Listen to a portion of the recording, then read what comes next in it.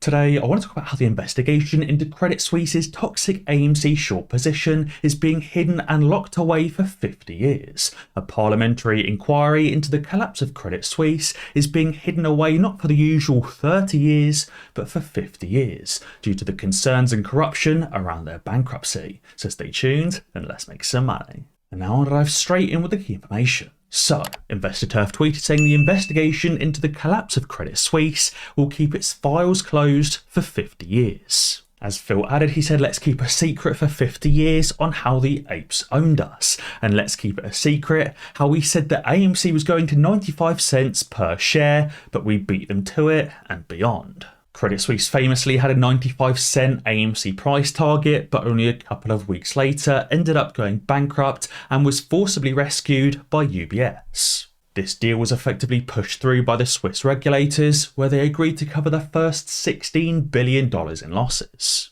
Even though the Swiss government has agreed to cover the first $16 billion in losses, UBS is still expecting to take on significant losses from winding out of Credit Suisse's positions. And this article talks about the Credit Suisse inquiry to keep files secret for 50 years. It says a parliamentary inquiry into Credit Suisse's collapse has decided to keep its files sealed for 5 decades, stirring concern among Swiss historians due to the unusual level of secrecy. This decision means the investigation's records will be handed over to the Swiss Federal Archives for a more extended period than the usual 30 years. The aim is to ensure strict confidentiality for the inquiry, which has piqued significant public interest. The investigation will primarily focus on the actions of the Swiss government, the financial regulator, and the central bank leading up to Credit Suisse's emergency takeover by UBS. Basically, this investigation is going to discuss how the Swiss government, the Swiss regulator, and the Swiss central bank all work together to save Credit Suisse.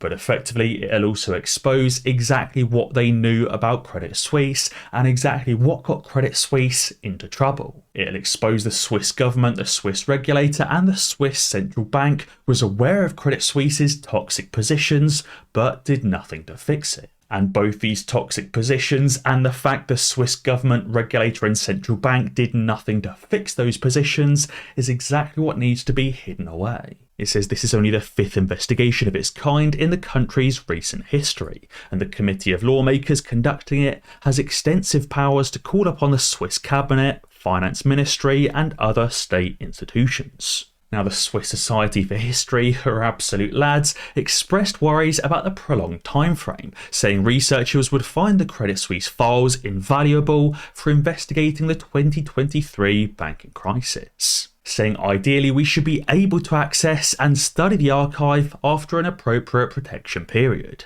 So basically the historians are saying, no, don't protect it. We want to see exactly what happened, and therefore you guys shouldn't keep it a secret. But interestingly, that committee of investigators stressed the confidentiality of its proceedings, which may include interviews with bankers, saying everyone involved, including the commission members and interviewees, must maintain secrecy. Leaks could complicate our work, damage our credibility, and harm the Swiss financial centre. Clearly there is something majorly sketchy that happened during Credit Suisse's demise they want to keep hidden away to protect all involved and even to protect their credibility. Clearly there was some major mess up or some kind of massively illegal action that was taken to protect Credit Suisse and to protect those Wall Street bankers. And that is exactly what this committee of investigators does not want exposed. And I imagine what this relates to, and also the reason why they don't want it exposed, is because of this tweet from Robert. He tweeted saying this is how market makers and shorts are propping up the S&P 500, which then reflects the ETF's propping up algorithms for naked shorts to continue this fraud on meme stocks. Basically saying the S&P 500 is currently being propped up and protected because we know if the market experienced this massive all-out crash, tons of hedge funds would end up going bankrupt and be forced to sell off not just their long positions, but to close out of their shorts as well, causing the squeeze. And that is how the plunge protection team comes in day after day to suppress the VIX or suppress that volatility and keep the S&P 500 stable. You can also see this chart from Markets and Mayhem saying AI-related stocks drove virtually all of the S&P 500 returns in 2023. And actually, if you take out these AI stocks and the top 7 tech stocks from the S&P 500, that S&P 500 is actually down over 2% for the year. If you take out just those few stocks, the S&P 500 actually isn't recovering and is actually starting to slip even further.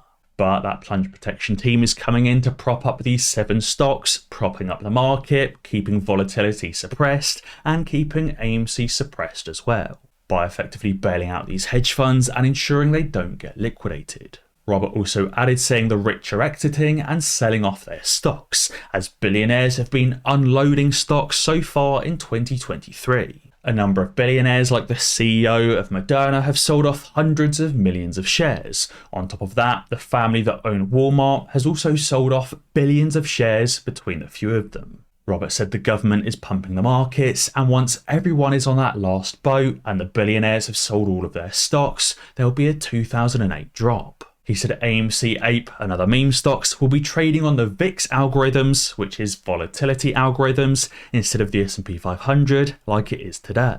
Basically saying we'll see a massive drop in the stock market with a massive spike in volatility and that same massive spike in AMC, GameStop and other meme stocks. And that is obviously what the Swiss government is trying to protect from and why they need to seal those records for over 50 years. Frank also tweeted saying, remember folks, AMC has now been on the threshold securities list again for over 15 consecutive days. As of Friday the 14th of July, AMC was once again on that threshold list, which started back on the 26th of June, now being on it for 15 consecutive weekdays trading days. Obviously, we know that after 13 consecutive days of being on this threshold list that shorts and FTDs should be closed out of. But we obviously know that's not happening because these hedge funds and market makers are passing around these FTDs to each other.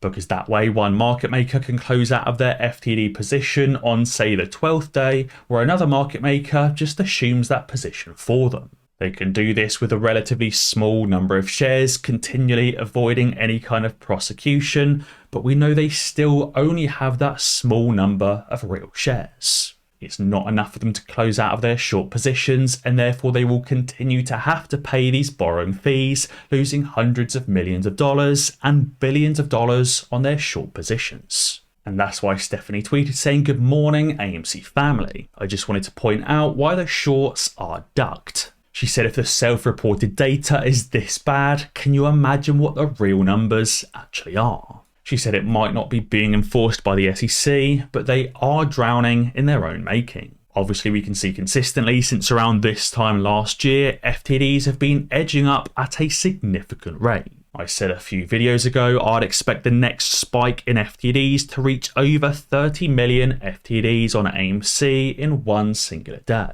These FTDs have spiked from 4 million to 6 million to 12 million to 18 million and now I think to 30 million and above. And at some point these FTDs will become too stressful for these market makers because they won't have enough shares to actually satisfy those FTDs. Especially as these shorts are also paying a borrowing fee of 974%, which I also expect to continue rising over 2,000 and over 3,000% as well. I've said I think next week is the week when that 2,000% borrowing fee is reached, so I'm really interested to see the trading for next week to see just how high that borrowing fee goes. I'm also excited to see the next FTD release to see if we do hit that 30 million plus FTDs in one singular day. Stonks Batman has also tweeted exposing the thought process in Wall Street meeting rooms of how exactly they get away with crimes or how exactly they decide to commit crimes in the first place. Person 1, maybe a manager, asks what kind of financial crime can we commit today to make a profit? Person 2 says today, let's open up accounts in other people's names and charge them junk fees to inflate our profits and financial figures. Person 1, that manager, asks saying what are the potential fines or the potential repercussions? Person 2 says the fines are likely going to be less than $1 billion, but we could make tens of billions of dollars in profits. So person one says, let's do it, because that fine sounds just like a speed bump, and it sounds like at the end of the day, we're going to be even more profitable and no one will face any actual crimes or any actual punishment. That is exactly how and why crimes are committed on Wall Street, because they know all they'll receive is a small monetary fine that won't even come close to the profits they generate. So guys, be sure to let me know what you think down in the comments below. And as always guys, be sure to ding that notification bell, because that way you'll be alerted when I upload a new video. Cheers.